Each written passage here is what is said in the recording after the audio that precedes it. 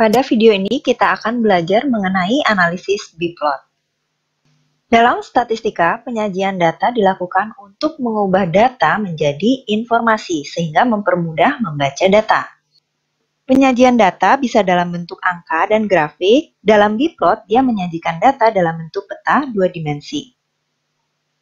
Biplot dapat memberikan informasi mengenai kedekatan atau kemiripan karakteristik antar objek, keragaman peubah atau karakteristik antar objek, hubungan atau korelasi antar peubah, serta karakteristik utama setiap objek.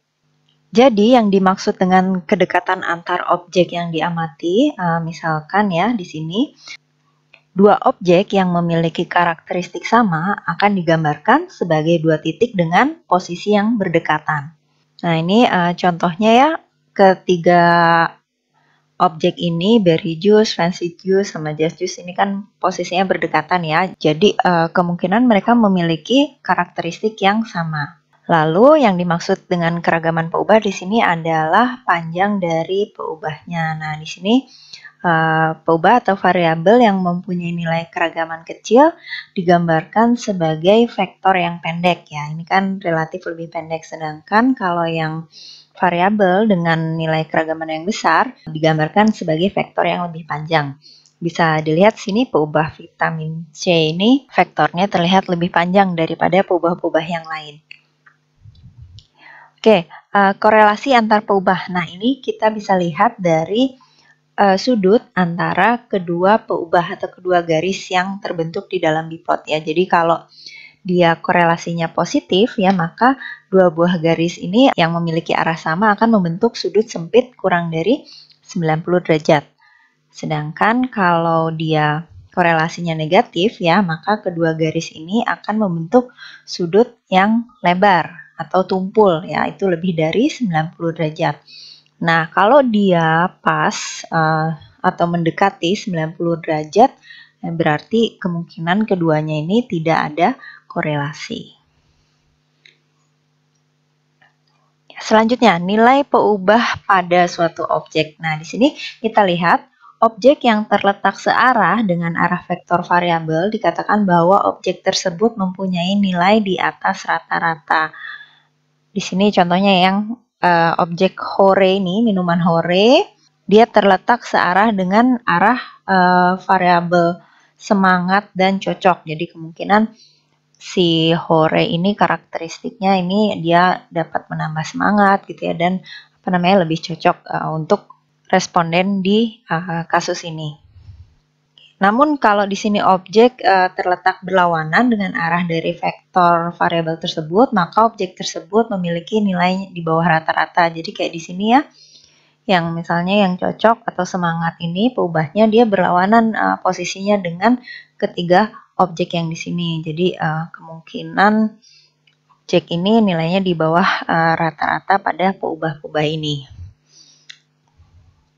Nah, sedangkan kalau objek yang hampir berada di tengah-tengah ya, hampir di tengah-tengah sini, berarti objek tersebut memiliki nilai yang dekat dengan rata-rata. Jadi, kalau di dekat, ini kan tengahnya ya, kalau objeknya dekat daerah tengah ini, berarti dia posisinya tuh rata-rata aja gitu. Di semua peubah nilainya tuh jatuhnya di tengah-tengah. Hubungan dia terhadap peubah-peubah tersebut ya relatif sama saja.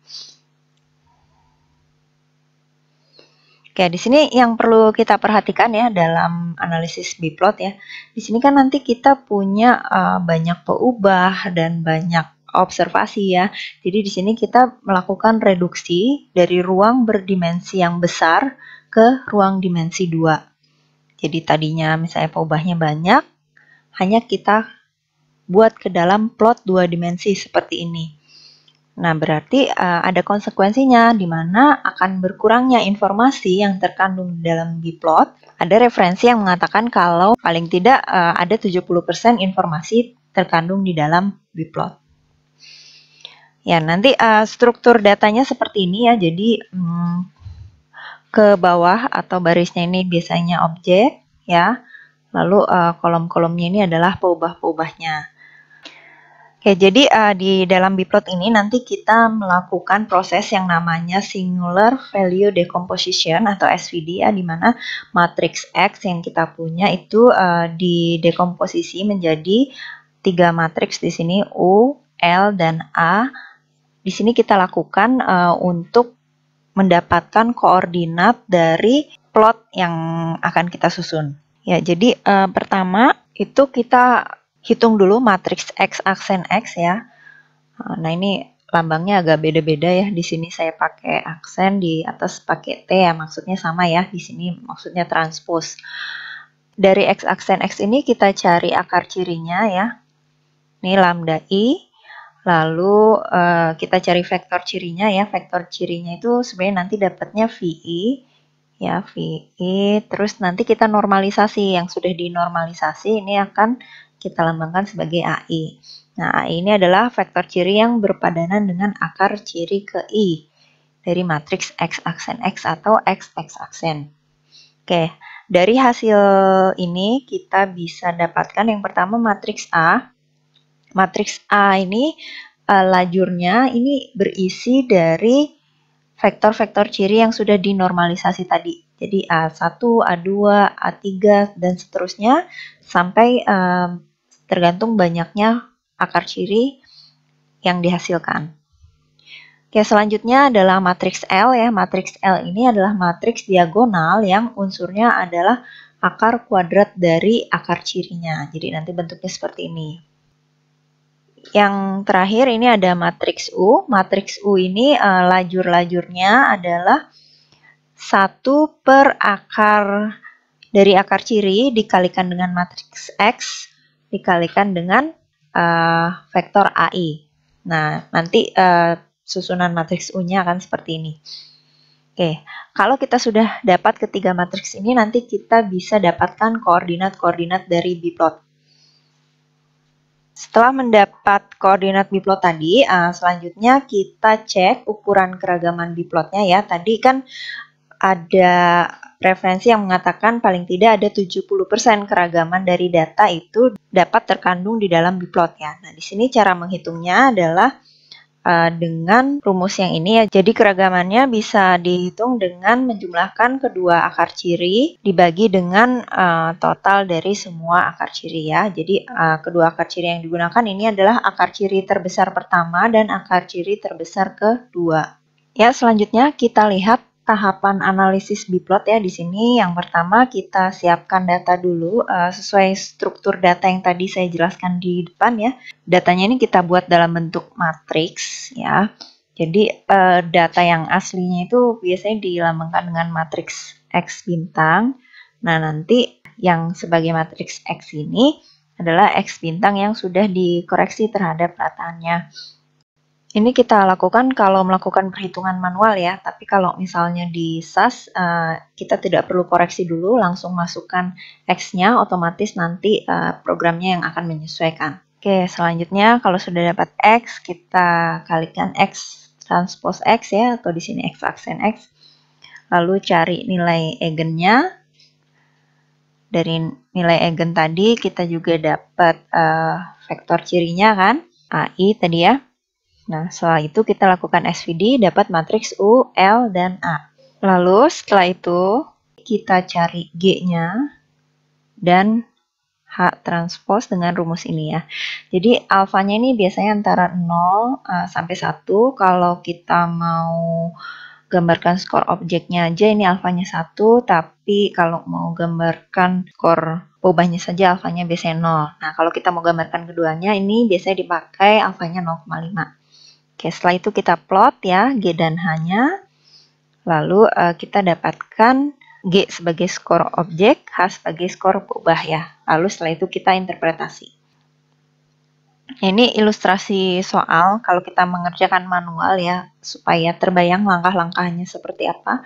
Jadi objeknya ini ada 5, peubahnya ini ada 2. Oke, lalu ini kan tadi X bintang ya. Kita hitung dulu rataannya. Lalu X bintangnya kita koreksi terhadap rataannya. Lalu dapatkan X, baru kita kalikan X aksen X. Nah, dari sini kita hitung akar cirinya. dan vektor ciri yang berpasangan. Nah, tadi kan vektor cirinya kita lakukan normalisasi ya, sehingga kita dapatkan A1 dan A2.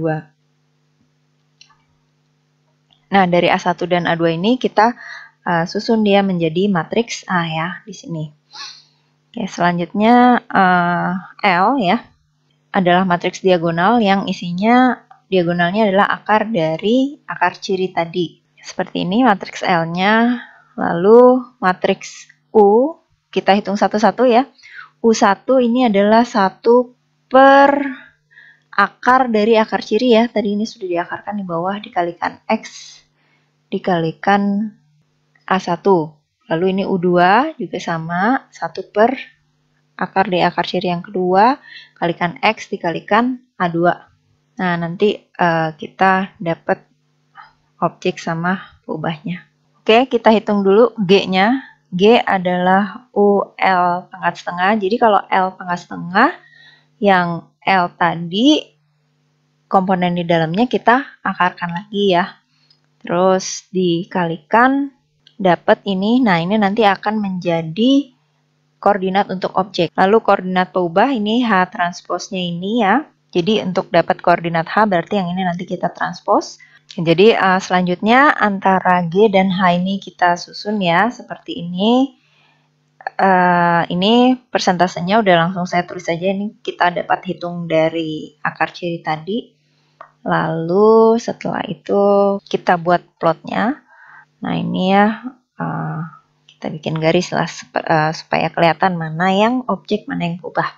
Oke, jadi kira-kira bentuk biplotnya seperti ini ya. Kita bisa interpretasikan sesuai komponen-komponen interpretasi tadi yang saya jelaskan di depan.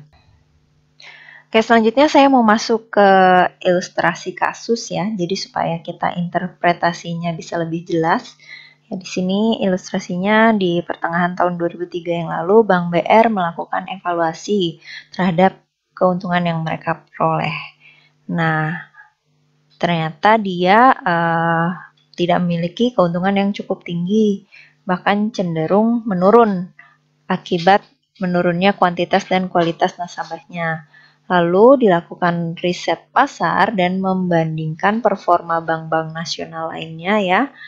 Nah, di sini dengan mengetahui posisi bank diharapkan bisa menempuh langkah-langkah yang lebih baik lagi. Jadi ini ilustrasi ya, jadi memang kasus dan datanya ini hanya rekaan, bukan data real dari bank tertentu. Oke ya, ini ada 2.300 responden tersebar di 8 kota. Ada Jakarta, Surabaya, Medan, Makassar, Balikpapan, Denpasar, Solo, dan Palembang. Ya, atribut-atribut yang diteliti antara lain kualitas petugas bank dalam memberikan layanan, lalu kualitas produknya ya, fasilitas kantor cabangnya, lalu fasilitas ATM-nya, hadiah yang ditawarkan oleh bank, keamanan bertransaksi, serta kemudahan mencapai lokasi pelayanan bank. Penilaian dilakukan menggunakan skala 1-10 ya. Semakin besar berarti cenderung semakin positif atribut tersebut. Ini datanya. Ya ini koma-koma karena memang sudah dirata-ratakan ya. Tadi kan respondennya banyak sekitar 2.300 ya. Ini dirata-ratakan aja. Responden yang di Bank BR menilai yang kualitas petugasnya ini berapa gitu ya. Seperti itu. Oke, terus kita masuk ke SAS-nya, sintaks SAS-nya ya. Seperti biasa di SAS kita kasih nama data, terus input, data lines, kita masukkan datanya. Nah, ini kalau membuat biplot di SAS ini tidak ada proc-nya yang langsung bisa kita gunakan ya. Di sini kita harus menggunakan makro biplot. Nah, makanya di sini saya ada memanggil ini nih makro biplotnya. Oke, jadi di atas sintaks ini sebenarnya nanti kita kopikan dulu makro biplotnya, baru kita tulis sintaks yang ini ya, baru nanti kita running. Oke, ini kita tambahkan ya datanya, variabelnya sama ID-nya apa, baru di running. Ini makronya agak panjang ya, ini hanya sebagian aja. Nanti kalau yang perlu makronya bisa saya sertakan link di bagian deskripsi ya, nanti boleh di-download di situ. Oke, kita coba di SAS. Ini sudah saya kopikan makronya di sini ya. Baru nanti di bawahnya ini saya masukkan sintaks yang tadi. Nah, dengan %bplot ini kita memanggil makro yang di atas. Langsung di blok saja semua. Kita running bareng-bareng. Ya, ini hasilnya sudah keluar ya. Yang pertama ini dia mengeluarkan datanya. Lalu ada nilai eigennya ya. Lalu di sini ada titik koordinatnya. Nah, dan terakhir ini ada bplotnya. Ya, ini kita baca outputnya di sini ya supaya lebih jelas ya. Ya, output dari SAS ini ada singular value, persentasenya sama persentase kumulatifnya. Ya, ini kelihatan ya kalau akar ciri pertama aja sudah lumayan besar nih. Keragaman yang bisa digambarkannya sebesar 78,46%. Berarti kalau kita pakai 2, ini total kita menggambarkan keragaman sebanyak 93,57%. Nah, ini koordinat yang dihasilkannya ya, lalu diplotkan ke sini. Ya, sekarang kita tinggal interpretasi. Yang pertama, kita interpretasi dulu melihat keragaman dari ketujuh peubah nih, relatif serupa. Ya, peubahnya ada 1, 2, 3, 4, 5, 6, 7 ya. Jadi di sini kenapa dibilang relatif serupa? Karena sebenarnya panjang vektornya tuh hampir sama antara ketujuh peubah ini ya. Tapi emang ada yang layanan ini kayaknya sedikit lebih panjang dari peubah lainnya. Artinya layanan di 8 bank ini itu lebih bervariasi dibandingkan peubah-peubah yang lainnya. Lalu kalau yang kedua kita interpretasikan semakin sempit sudut yang dibuat antar dua peubah maka semakin positif tinggi korelasinya. Kayak ini nih cabang, produk sama lokasi ini kan antar peubahnya sudutnya sempit ya. Artinya mereka memiliki korelasi yang positif yang cukup tinggi. Lalu kalau yang sudutnya tumpul berarti korelasinya negatif, kayak ini nih, hadiah sama layanan. Tadi sebenarnya ada satu lagi yang tegak lurus ya, itu berarti korelasinya rendah. Kemungkinan yang ini nih, yang ATM sama layanan ini juga mendekati 90 derajat. Selanjutnya, interpretasi yang ketiga, nah semakin dekat letak objek dengan arah yang ditunjuk oleh suatu peubah, maka semakin tinggi nilai peubah tersebut ya. Dan ini berlaku sebaliknya. Oke, sekarang kita lihat BC dan BMD yang ini. Nah, ini memiliki tingkat layanan, cabang, produk, dan lokasi yang tinggi karena dia searah dengan peubah-peubah ini. Lalu BPM dan BN. Nah, dia di sini ya. Berarti tingkat keamanan ATM sama hadiahnya yang relatif tinggi. Oke, selanjutnya semakin dekat letak dua buah objek maka sifatnya itu semakin mirip. Ya, ini kan terbagi 4 daerah ya, jadi kemungkinan kayak ada 4 kelompok gitu. Yang BC dan BMD ini satu kelompok, lalu BPM dan BN ini satu kelompok ya, relatif mirip. Terus BDN sama BR, dan BMG dan NI juga. Jadi yang posisinya dekat dia memiliki karakteristik yang lebih mirip. Ya, seperti itu ya cara melakukan analisis bplot di SAS.